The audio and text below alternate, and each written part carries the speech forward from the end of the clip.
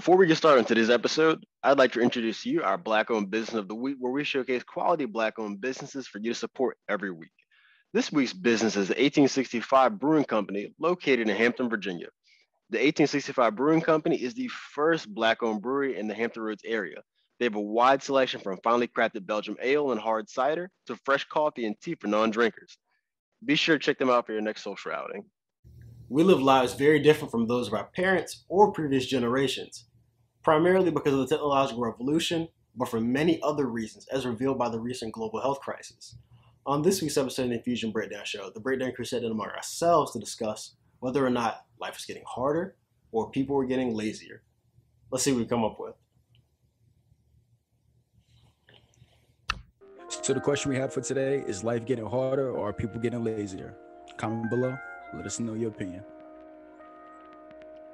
This week's question comes from you, Josh. And so first, I'm curious, is this a thought that you had yourself, or is this a common sentiment that you've seen in other people? It was more of a thought I had myself. It was, it kind of goes with the burnout question we had 2 weeks ago. I was in that period of me being burnt out. I was basically thinking like, am I really burnt out or am I just being fucking lazy? That's what I had to tell the difference between, and I'm still having a hard time. So that's really how I came up with this question. And I was thinking like, is life really getting harder or are we just getting lazier? You know what I mean? Because I'm like, am I really burnt out? Could I really just suck it up and like, I can do this. Like I can go to work and do what I got to do and just suck it up, you know? But I just had that sentiment like, am I getting lazier or is life getting harder? So that's really what the question came up with. What's the conclusion that you arrived to? Were you being lazy? No, I felt I was burnt out. But at the same time, I always go back to it. Sometimes I still think about it, like, was I really burnt out or could I actually just done it? You know what I mean? Because I don't know. I don't know. Just something I think about, but yeah. But really, when I was thinking of this question, and I was answering the question, I first came up with, I think it's a little bit of both. I think people are getting lazier and life is getting harder. But as I was thinking about it more, I think life is getting harder. And I think it's funny too, because I'm sure people would be like, oh, it's harder now than it was in Jim Crow or slavery time and stuff like that. But I read somewhere that like technology has solved like old economic problems and replaced them with new psychological problems. And I just felt like also the gap between the rich and the poor are getting wider and the cost of living is continuing to rise. So I feel all those things are contributing to life getting harder. And also I believe it gets more difficult. Like life gets more difficult as you get older because you get more responsibilities, such as having kids and more bills paying. You know, as a kid, you don't have any bills. So as you get older, you just have more responsibilities and you go through more experiences. So I think that's a big issue right there when it comes to life getting harder. And I can't say people are getting lazier because as I think about it, I'm sure there's like a lot of old people who would say that this generation is lazy because we don't want to work the usual 9 to 5. But I would ask them like, how much is the laziness and how much is it them realizing that a 9 to 5 isn't a beneficial work for life? You know what I mean? So that's really what I have on that front. Okay, lots of good points there. I think there's one of the ones that I want to talk about when I get around to going. I prefer actually this time to listen to what you guys have to say first. But about the responsibilities as we age, I think that's another key point. I want to come back to that at the end. So you want Desmond go? If he doesn't mind.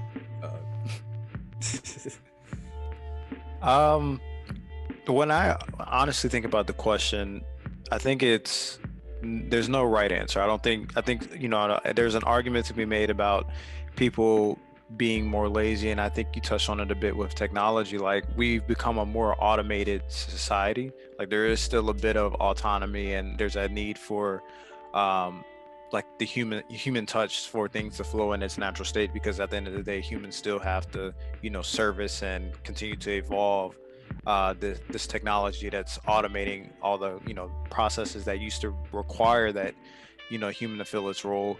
But I also think at the same time it is getting harder because of everything you said. Like we're in an interesting time in life to where we're seeing everything shift, and there's no blueprint on how to deal with a shift in the digital age. Um, I think we can compare back to like the 1920s when you had your Great Depressions, and we think about just how trivial life probably was back then for those people.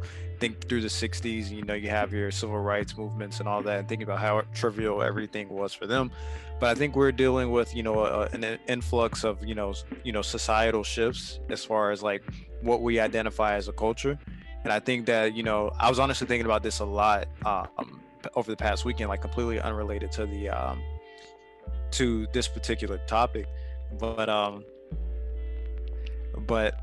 Black people, like we have really been the staple in society. Like so much has come from our brilliance, but like we're the only people of color that doesn't have a history to really look back on, and yet we still continue to build off on it. Like a lot of our history, as people said, it's really trauma. Like all of our history is trauma based.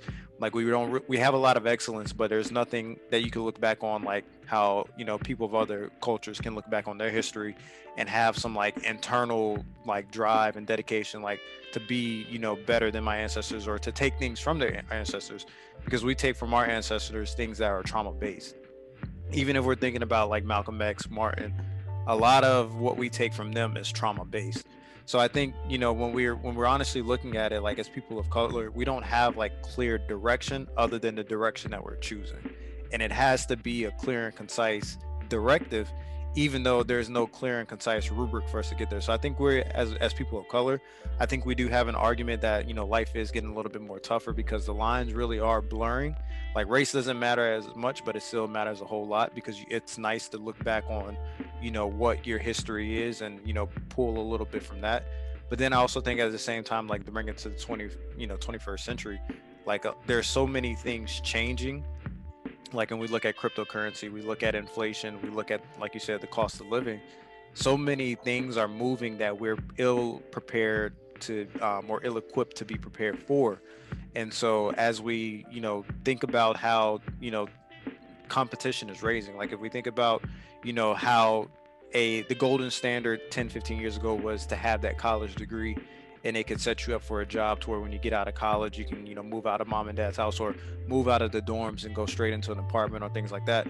But that college degree no longer affords you that unless you're in a field like Brian is right now, to where if you're in that tech field, and tech is really, really hot, it's been hot, it's going to continue to get even hotter per se, as time progresses. So I think like the playing field is shifting so drastically to where some of these changes that took decades at a time to truly evolve, we're seeing like a shift from what was the status quo in 2010, I think you could say, and then what's the status quo now in 2022. So I think it's a mix of both. I don't think you can really pinpoint either or, because there's an argument for both sides. So how would you feel people are getting lazier? I feel like people are getting lazier because there's like, as much as we talk about it, like everything is so automated now. Like we have literally computers in the palm of our hands that move faster than the actual computers from 5 years ago, and some even faster than some of the computers now. So I think when you just get in the habit of like seeing everything, having the world at your hands, you spend a lot of mental fortitude, mental power, mental prowess in this device right here. And what you do with this device right here can really honestly dictate what you do outside. Like if you're putting in quality time on this device to either get better, learn a skill, whatever it may be, or even if you're using it for social media, you're using social media to pad your bank account a bit, or doing whatever you can to push whatever it is that you're selling to the world. This is that tool. But if you're just on this tool for the sake of being on this tool, you're not allowing yourself the opportunity to show the world outside of this little device right here what your true potential is. You're spending all your true potential just sitting here scrolling, watching videos, whatever it may be, but never actually applying it. And then I also think you can also factor in just the fact that people don't have any guidance right now. Like nobody knows how to truly navigate this current status of what is. Like 12 months ago, we don't even have to say 12 months ago. If it's May right now, we look back to, you know, the beginning of the year, everyone was swearing by cryptocurrency. Everyone was saying, hey, you need to have some money invested in crypto. You need to have some money invested here. You need to have some money invested here. Be on the lookout for this. This is hot on the watch list. Same thing for all your stocks and indexes. Like, there's so much energy, you know, being put into like what the current economic state is. And then here we are 5 months later, and Bitcoin is touched 20, I think it was at 28,000. Right. People were saying it was going to be at 100,000 around this time, and it's done the complete opposite. So you have like this, you have this, I guess you could say, like this bevy of information that's being pushed out, but it's ever changing. And if you think about people, like how this little device right here has created so much anxiety, stress, depression, whatever it may be, people aren't able to compute that information that quickly and that clearly with those mental illnesses. Like when you're depressed, when you're anxious, whatever it may be, you process data really slow. Like you're just overwhelmed to where you need to process things slowly. So if life is, you know, forever evolving as quickly as it is, you know, within the past, I think we can look at crypto and say it started really, really tanking around the time of the Russian invasion, that we've seen such a big financial shift in just 3 months. People aren't equipped, I guess you could say, mentally to keep up with that. It requires you to be able to take this information and just move on with it. Like, okay, I see this is what the stock's doing. You make it action and go. Because a lot of people are, you know, stuck in the old ways when it comes to money of, it's not a loss until I close the position. It's not a loss until I take my money out. And it's like, yeah, but if it never recovers, then that's a total loss. And now you're even further behind the buck than what you were beforehand.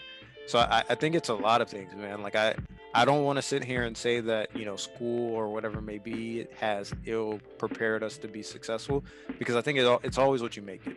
I think, you know, we as a generation, we look at school and we think it's supposed to be the end all be all to get us from, you know, baby bottles, toddler bottles, all the way up into, you know, wine bottles per se, whatever you want to be, whatever it may be. But it's like parents still have to do their due diligence of teaching children, teenagers, and then even, you know, if we want to say big kids, if we want to go to shoe sizes, your big kids, and then your preteens, teens, and then young adults. Like parents still owe a lot to their children to teach them how to, you know, not just how to navigate school, but navigating life in itself. And it's a lot of times we just go through school and like we come home and there's no structure. There may be structure as far as what mom and dad says, but there's no structure of knowing the whys behind of everything you need to do. It's kind of like you're just told to do it. There's never that true understanding of why it needs to be done, why you're building that routine, why you need that discipline, and then how it's going to set you up. Because I have this theory. I think you always spend whatever that prior decade is, either reaping the rewards or paying the price for what you did the prior 10 years. Like if you had a great 20s, that 30s is going to be phenomenal, but you have to have a great 30s as well to make that 40 even better than both of those combined. And I don't think that we're taught as, you know, people to think that you know, far out in advance.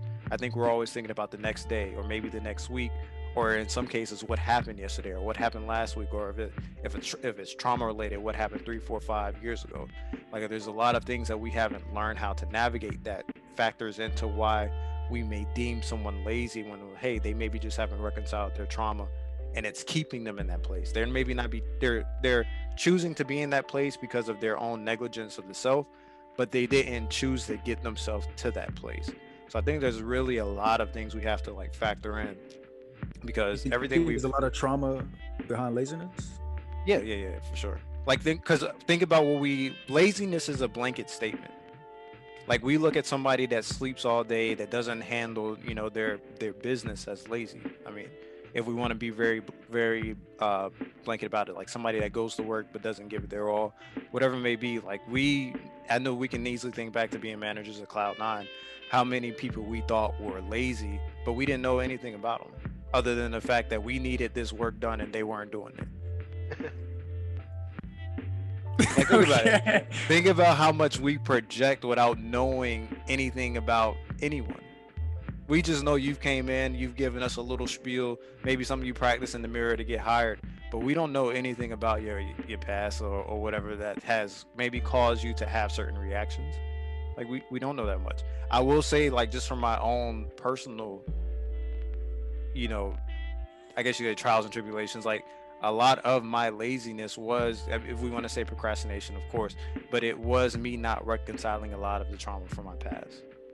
And once I came to terms and I made that conscious decision to heal and reconfigure, you know, how I process things, reconfigure what my structure, my discipline is going to be, life became, you know, what it is. Like, there's endless possibility. There's no reason to get stuck at point A, because you know eventually you're going to get to point B. If you're stuck on point A and it's just like, think about, like, if you're in the gym shooting a jump shot, you suck at shooting from the side. Well, if you go to the key, you're going to have a lot more success.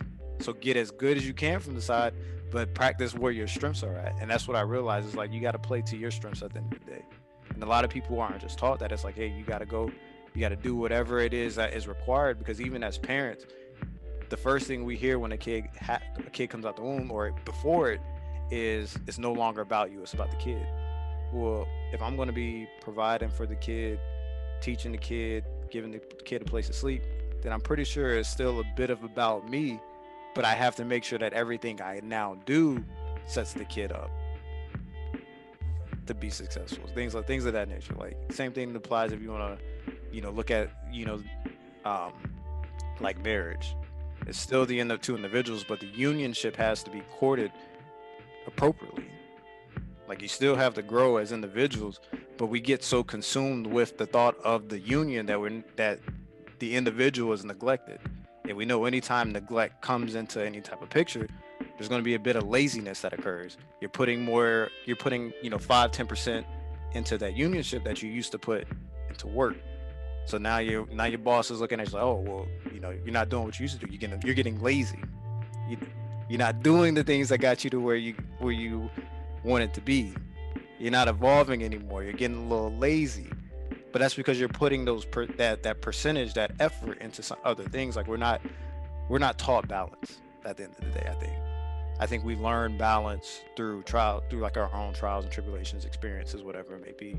And I think we as a society, I'm not going to speak, because one thing I always love about Brian is Brian has always had balance, like, no matter what. Like, I remember the first time we came over to shoot the first couple of episodes, like, balance was very prevalent from the first, you know, interaction I had with him.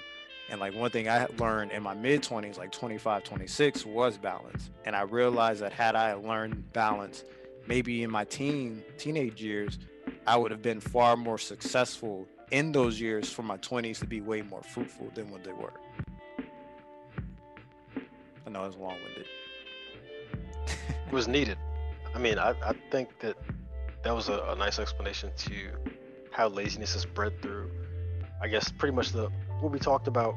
So this is going to be a bit of a time skip for people who are listening, but in our last conversation about the effects of not having structure and the overindulgence and so on and so forth. Episode 2 weeks ago? What do you mean?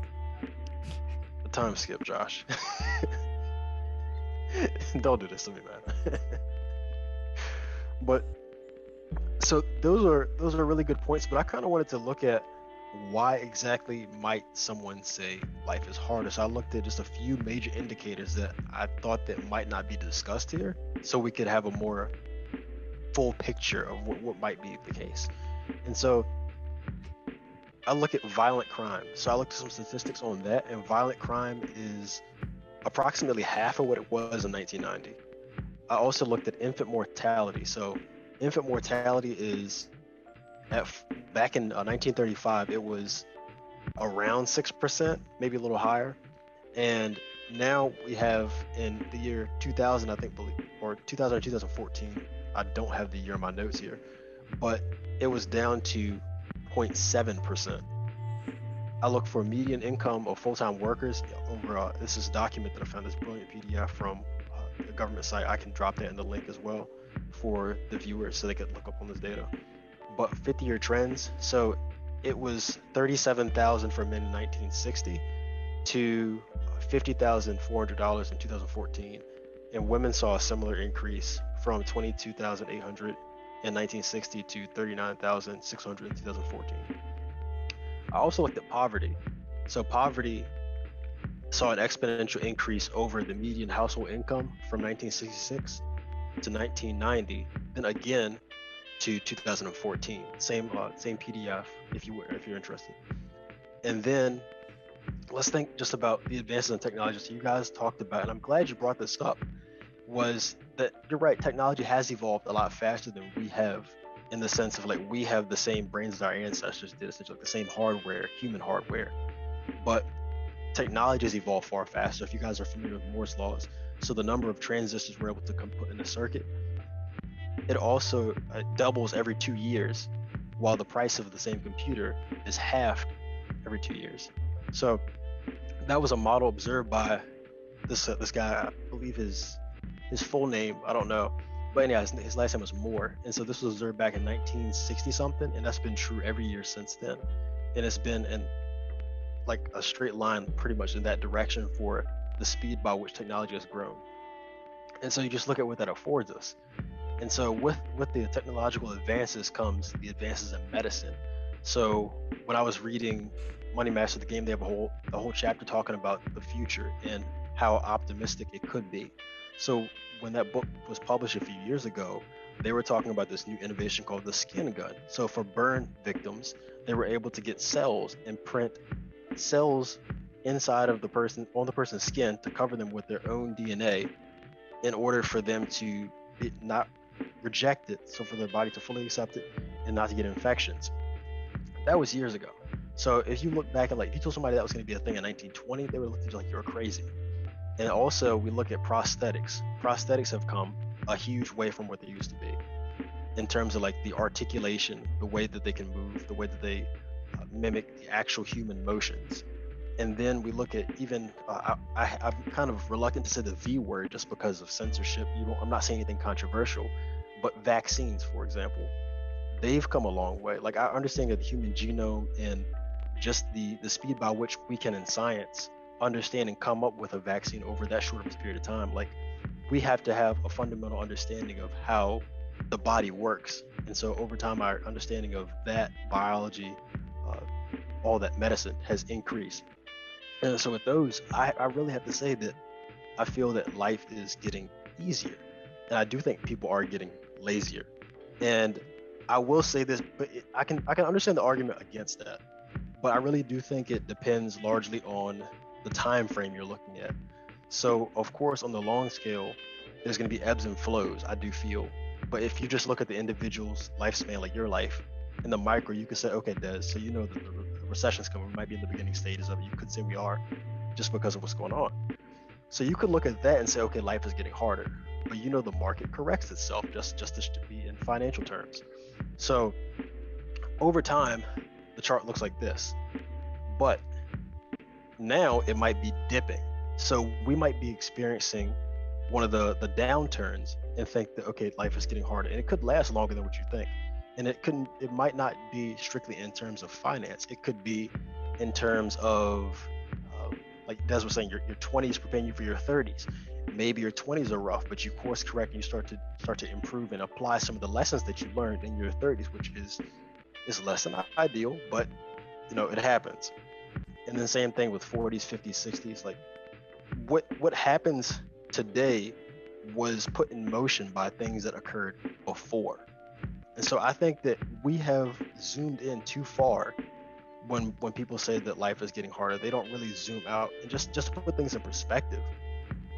So the observable human universe has existed for about 13.8 billion years. If we shrink that time span down to a single year, with the Big Bang occurring at midnight on January 1st, the first Homo sapiens made an appearance at 2224 on December 31st. It's now 23:59:59, and it's been that way for the past 438 years. And at this rate, it's entirely possible that we'll be gone before midnight strikes again. So that was a quote I found just to break down comparison of human existence on the scale of the universe. And when we think about how insignificant we are, I think that puts things into perspective, because for us to experience things in our lifetime, there's certain things that we're ignorant to. For example, we weren't raised in the same financial hardship as, I don't know how old your grandparents are, but for example, I think one of you guys mentioned, Des, you mentioned earlier in the 1920s, 30s, around that time period, so the Great Depression, for example, that shaped their outlook on life, that shaped their behavior, their relationship with money. That affected a lot of things. And so people who were raised in better times in terms of financial stability, economics, family patterns, that affected their outlook. And so we're just seeing that. We're seeing the trend. And by us only seeing like a cross section of it, we do not get the full picture. But I think as soon as you zoom out, it becomes very apparent the situation that we're in. And I can understand why people would say it's harder. It's just a natural inclination. Like everybody, we have this main character syndrome to a degree. Like even people who say that we're open-minded and we have empathy for other individuals, there's still a primary lens by which we view things. So we first see things from our stance, and then we may take a step back and do that. But there's, like I said, there's still a primary way of doing that. And for that reason, I really do say that if we look at things objectively, it's hard for me to say that life is getting harder. And just in general, I think about, I know some brilliant people, like outside of you guys are brilliant, obviously, like needs no further elaboration on that. But I know a lot of really smart people who can't get out their own way. They have all these great ideas, and I really do believe in the individuals. Like if they were able to get their, for lack of a better term, to get their shit together and bring some of these things into fruition. Like if I'm talking to you and you keep saying this, like I want to do this, I'm trying to do this, and you haven't actually applied anything, that is one of the biggest things I see when it comes to people in our age group, people that are outside of my immediate radius. Because a lot of the people that I do surround myself with, they are the people who actually move things and make shit happen. But there's a lot of people who can't get out their own way, and at a certain point in time, I can speak from personal experience. I was my biggest obstacle. I was in my way. And then once I started to take more responsibility and be more intentional about the actions that I took, I started to see things improve immediately. And it could be minuscule. It could be 1% today. It's still going to be hard. It could be 1% next week. It's still going to be hard. But over time, you start to see things get better. And I think that even when things are hard, there is something, well, let me take a step back. Even when things are hard due to external circumstances, there is still something we could do to put ourselves in a better position. And most people forget that part. Life is hard by default. Like life is not easy for anyone. We all are gonna die. Our loved ones die. There's sickness, there's war, there's famine, there's financial hardship, there's all of that. But to transcend that, I think that is probably the only way to properly move through life. And I think you do that through persevering. I think you do that through the pursuit of meaning, which kind of sounds like I'm reading from 12 Years of Life, which I mean, kind of did shape that perspective through that time that I was going through. And I really think saying that life is hard or harder than it used to be is ill-informed. I think it's a different set of circumstances that we're up against, but I do think that as hard as life could be, it could be just a bit better. Perhaps it could be much better if we take the initiative to make it that way. So you're saying basically with all the new medicines, because we're living longer and everything like that, we're basically not looking at the bigger picture, but with all that, life is not getting harder. It's actually getting easier. No, you were right with what you said earlier. I like that, Josh. You made a point. You said that we are trading financial problems. I don't know if I agree with it entirely, but we are trading certainly one set of problems for another. We no longer have the same technological problems that we did before. They've been alleviated, but we do have the new repercussions of the technological revolution. So what you said, like the psychological effects. And we've done an episode a long time ago. I don't know if it was episode 8 or not. I'm gonna drop that there. Go watch it. But we talked about how technology specifically affects anxiety and depression in one of our very early episodes, and I had done a little bit of research and reading into that. And you guys are aware of the subject too. You guys are very savvy towards mental health, so I don't want to say that it's completely stagnant. There's definite changes. We have not lived, like, for example, some of the problems that we have today did not exist when our grandparents were our age. They just didn't.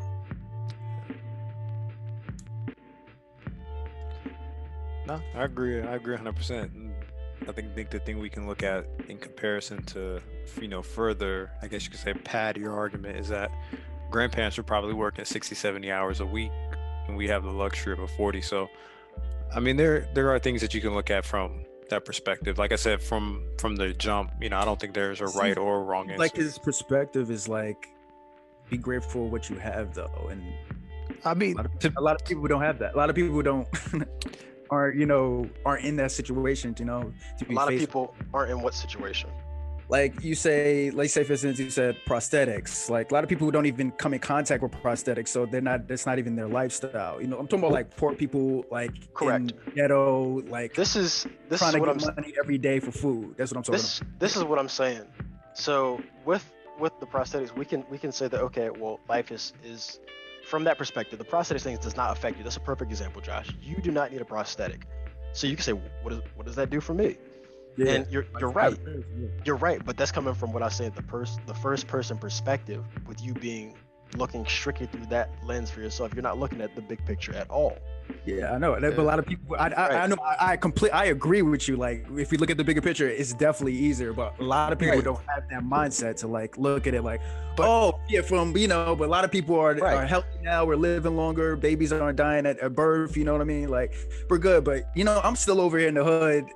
No, you're right. But the problem with that is the problem with that argument, and I have trouble entertaining it, is that people look at the outliers and people who are doing the absolute worst and try to make that the norm and base that argument off of, like, just from a pure numerical or statistical point of view. How many of us have lived in objective poverty? I think that most, like, out of us, the small sample size. You mean out of us, like what? Us three? Yes. That example that you did, like, people who are struggling to survive. I've never, like, being raised middle class. Okay, let's say it's 1 out of 3. Let's say it's 1 out of, but I don't know that. I think that when people use an argument, it's based off of the idea that there are more people in objective poverty than there really are.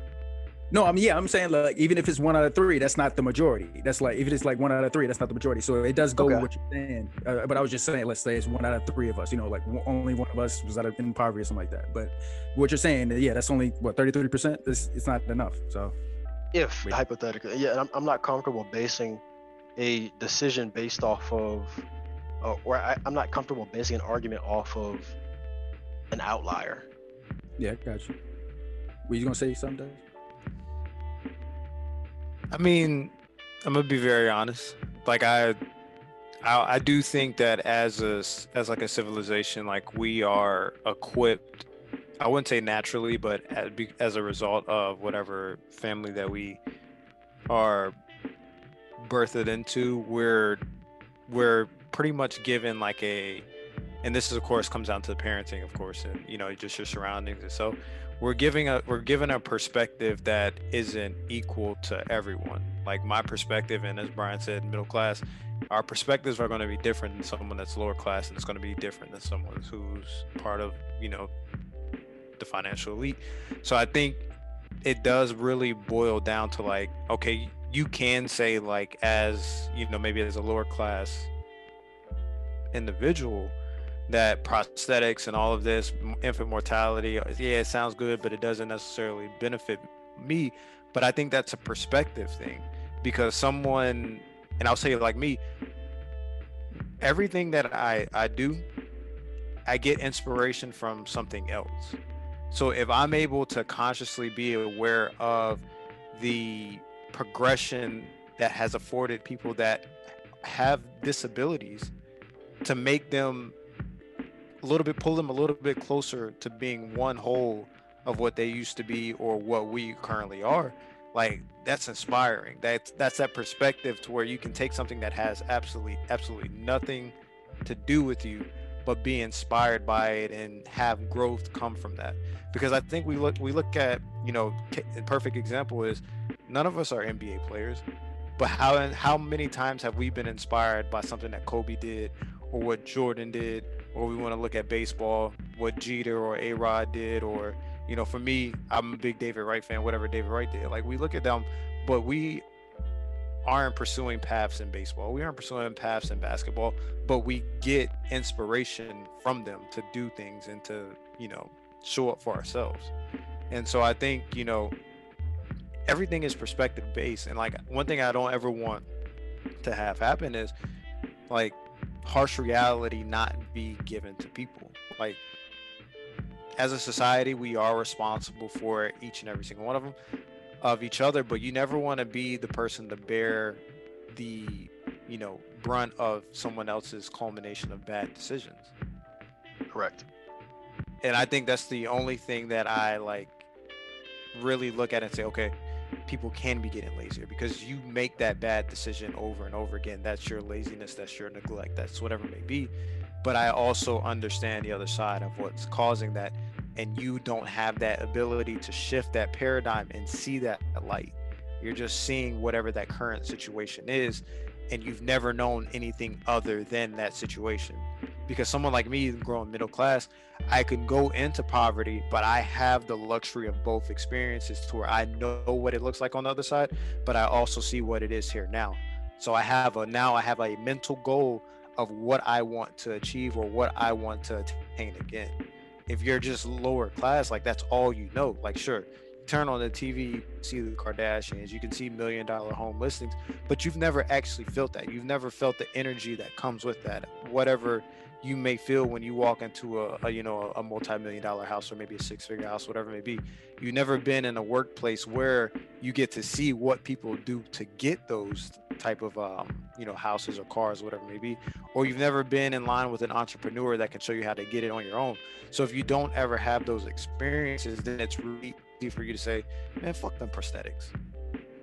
It don't mean nothing about it. Don't got nothing to do with me. It's real easy to say, fuck this, fuck that. I'm gonna get this, I'm gonna get that by any means necessary, and if that means rob, killing, or stealing. Rob, killing is all the same thing. Robbing and stealing, same thing. Rob or killing. So it's like, it's really easy to understand for me, just because my parents are the first of their bloodline to actually come up out the hood. Like, I've countless summers in, I don't want to say the projects, but in the hood with my nana, and it is an experience where I see where my parents came from, and I'm 100% appreciative of it.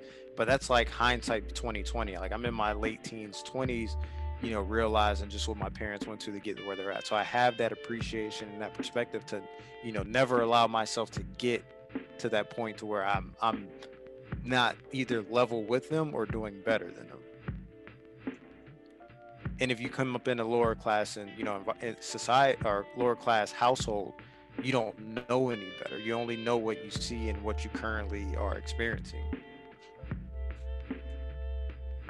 I don't think we should look. I don't think the imposter syndrome should be given any credit in this particular argument. Like, yeah, you can see a Maserati rolling down the street, but you don't know how it feels to ride in a Maserati or what comes with it.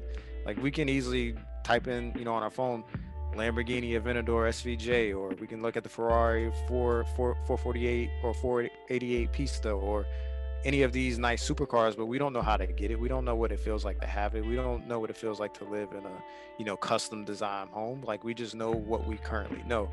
And so I don't think that we should fault people for that, but I don't think we should also give the excuse of it as well, because you can attain it. If you see it, you can attain it. But you have to know, like I said, it's that double-sided sword per se. Like, you also have to know how to attain it, or you have to ask the right questions, be inquisitive, and never let that, I guess you could say, that innocence of a child be robbed from it. Because a lot of things a lot of things that we need as people are robbed of us at a young age. Like, our innocence is robbed really young, and you can be the most inquisitive kid in the world, But if your parents ain't trying to hear that shit, or maybe the teacher keep telling you to be quiet or whatever it may be, that inquisition is going to be subsided for something else. And it's more times than not going to be negative, because what keeps you naturally pure and genuine in yourself is that inquisition. And when it's subsided for something else, you're becoming that other side that people really don't want to see. So, I definitely understand where you're coming from, Josh. Like, why should I care about society's advancements if it's not directly, No, well, I'm no, gonna say yours. yeah, But I I guess you understand could say why. the advocate, like God's Yeah, advocate. exactly. Like I could understand that aspect of why, like, why should I care about it? But I'll also say, like, it's up to you to bring, your seat to the table. Like, I don't want to sound like a silver spoon, coon, but you know, I more or less have like the luxury of my parents' hardships, and then I get to like work off of that. Like, I don't want to like sound like I have everything given to me. Like, I've still worked to attain, and I guess you could say maintain everything that was given. It's just more or less like, okay, how do I get better? Yeah, I got you. One thing I wanted to that I think is appropriate topic to talk about here is, so as you had mentioned earlier about, like I said, on the last point that I brought back was the Great Depression. So we look at like tough times that you're in, and you mentioned also that there's a huge technological shift that is more drastic than anything we've ever experienced before in terms of how it has affected us. I also want to add on that presents itself a huge opportunity. So now I feel like in light of things being less than ideal for a lot of individuals, this if they have the correct perspective, this does present a hell of an opportunity to set yourself up for the future.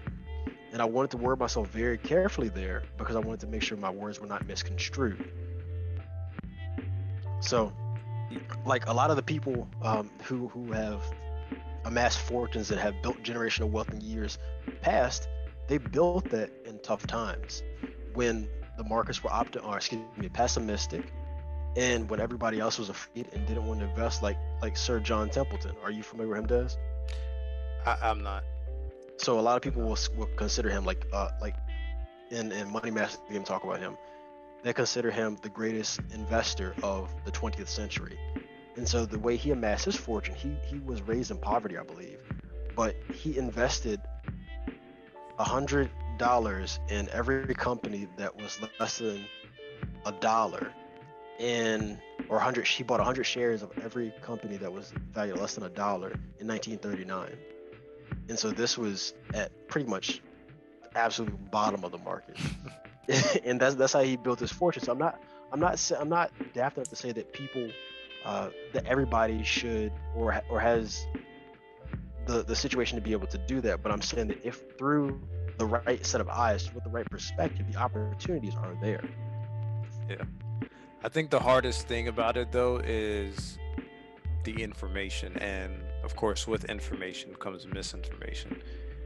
Right. And the reason why I say, like, at the start this is the most interesting times as far as like a financial shift is because people have been sold for the past, on a how can I say, like on a Western media scale, like all your Western country civilizations or first world countries that are familiar with crypto, we've been sold on this theory of decentralization.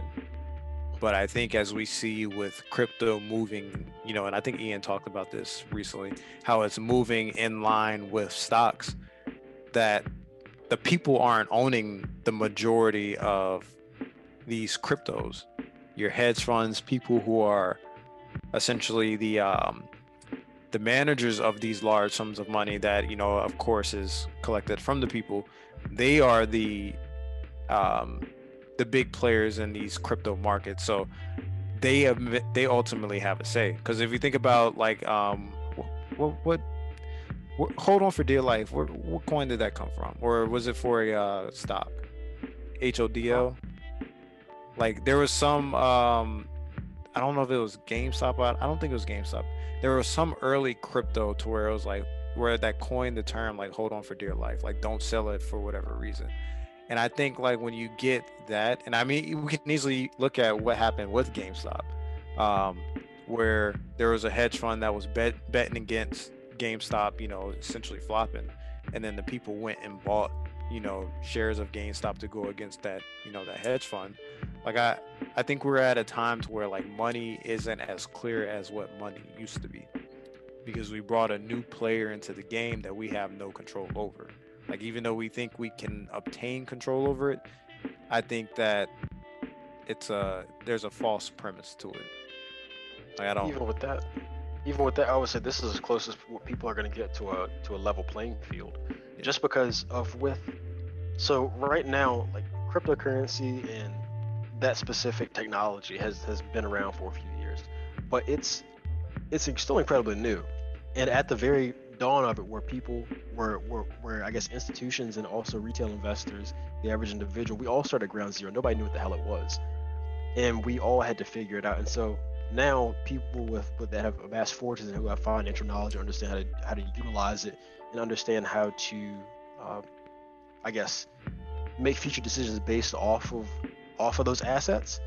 They were able to do so. But I think if there is a time, now is the time for us to start learning about these things, because the opportunity, it only the reward for the opportunity only decreases over time.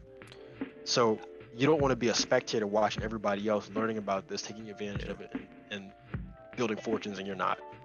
I agree to a sense, and I don't ever, because I never invested in Bitcoin. I'm gonna be very honest with you. Like I first got a technical sense of Bitcoin when it was at 15,000, and I was marking it up for my friends, telling them where I could think it could go and things like that, and it never exceeded like $25,000. But one thing with me is that I never bought into the $100,000 thing. Like it very well could possibly go there, but even when it was going from 20, 30, 40, 50, and even up to 60, I said it's going to fall at some point, because if we're believing in Bitcoin as this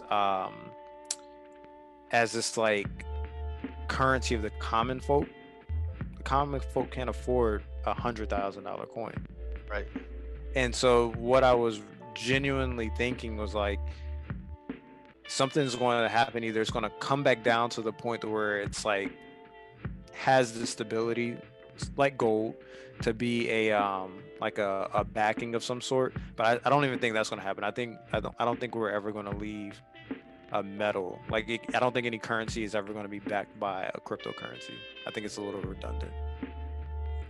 Yeah, my currency is backed by another currency. Like I don't think it's very redundant, honestly and truthfully, as far as like just talking out loud about it. But who knows, it could very well happen. And I think like that's the scary thing, is we don't know the next direction, because it's not going to go anywhere. To your point, it is better to learn about it now, because there are spaces that are developing based off of cryptocurrency. Like art is one of those things that has really flourished because of cryptocurrency. Like with your OpenSea accounts, and you're able to purchase NFTs and things of that nature. Like it gives the ability for an artist who maybe can only push their stuff out on through Etsy, they're able to get into digital art, and now whatever they were selling on Etsy for $25, they're able to sell it for like a quarter of one Ethereum or something like that. Like it's a beautiful thing, but it's a scary thing at the same time, because you don't know what you're working with. Like with the dollar starts off at 1 cent and then goes up to $1, and a currency will trade based off the strength, whether it's going to be more than that dollar or less than that dollar. But with crypto, man, it's like it's a very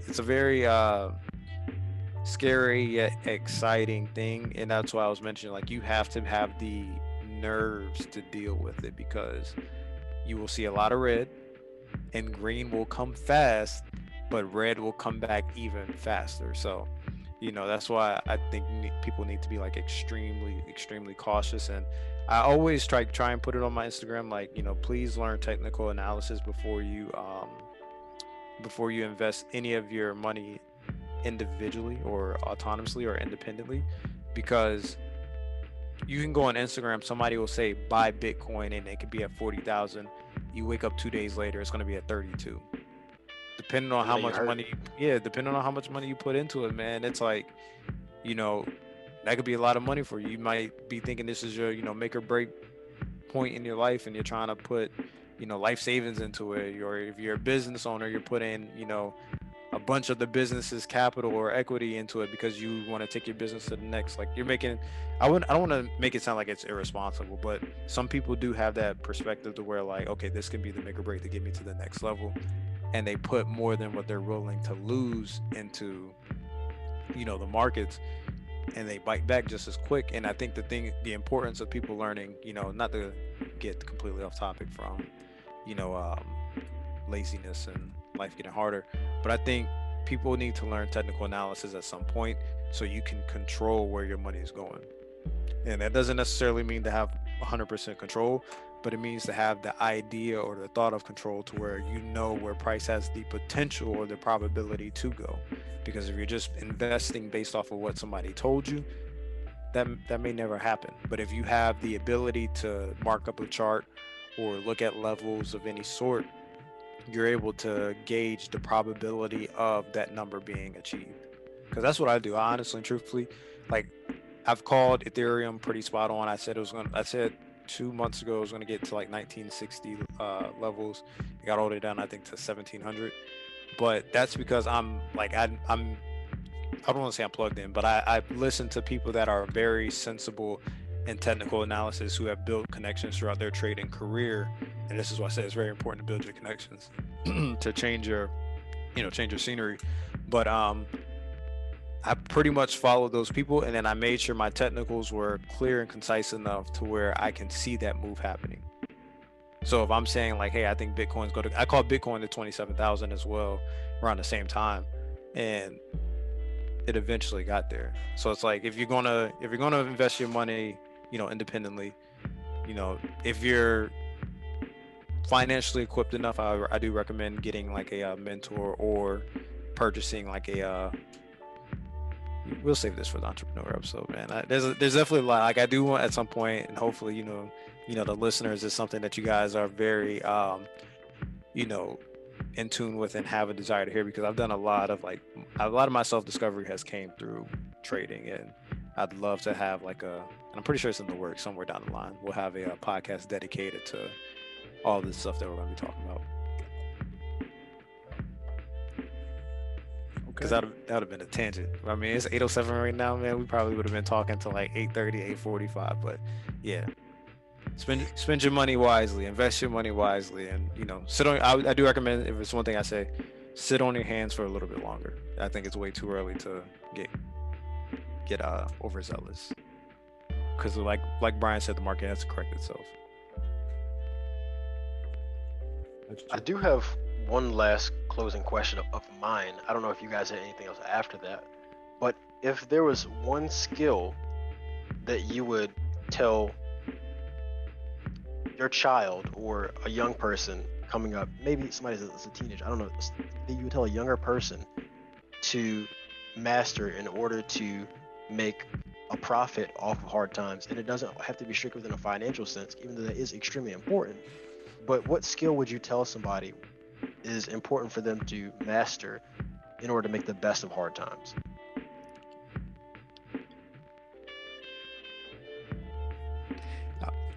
I mean, I don't know if I'm gonna tell a little kid this, but I'm gonna be like, you need to learn how to trade.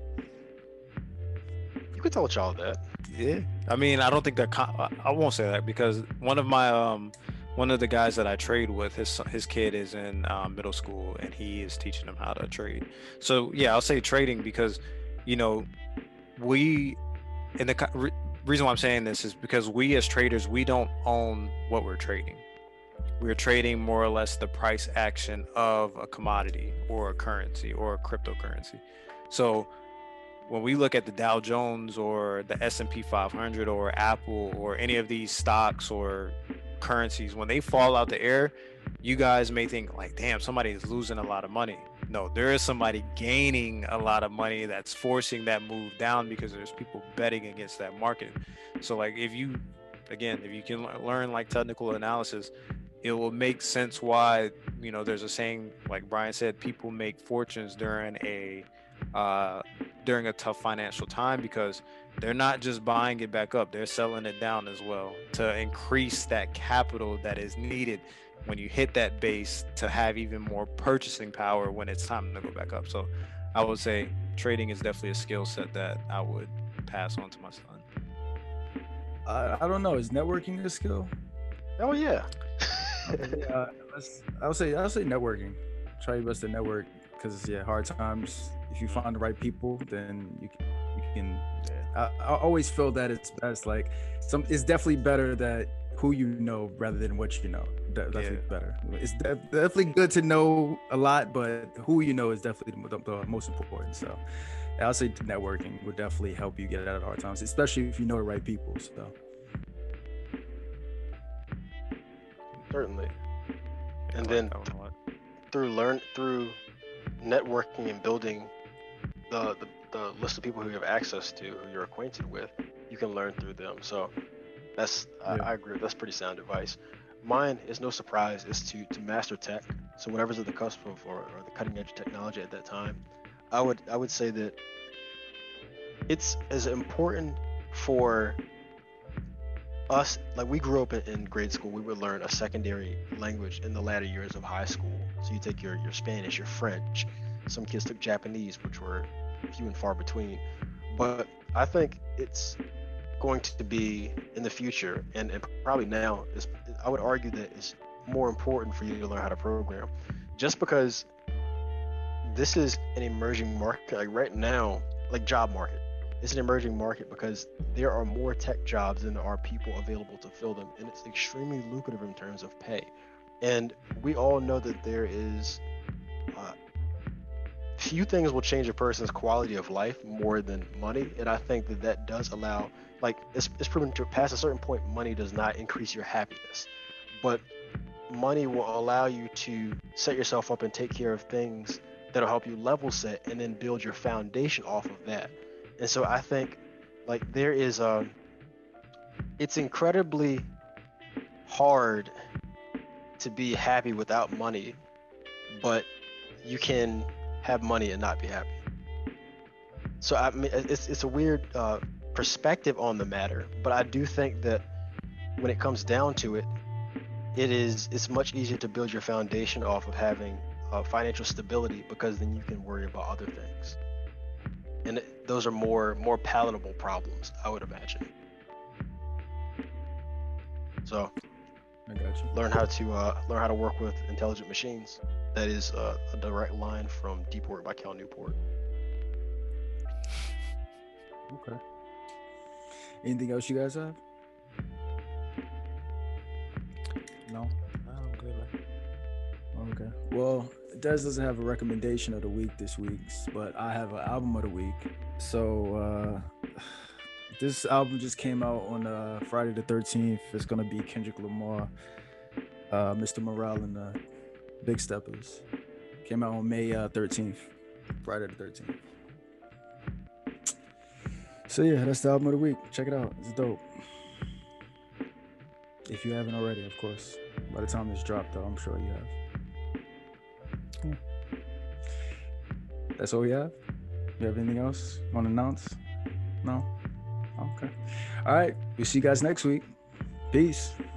But while you're here, be sure to check out other great content from the Breakdown crew, including previous episodes of the podcast, Joshua vs. Movies, Joshua vs. Music, and of course, haven't forgotten about my plant lovers, Feel the Love. Just check out this begonia.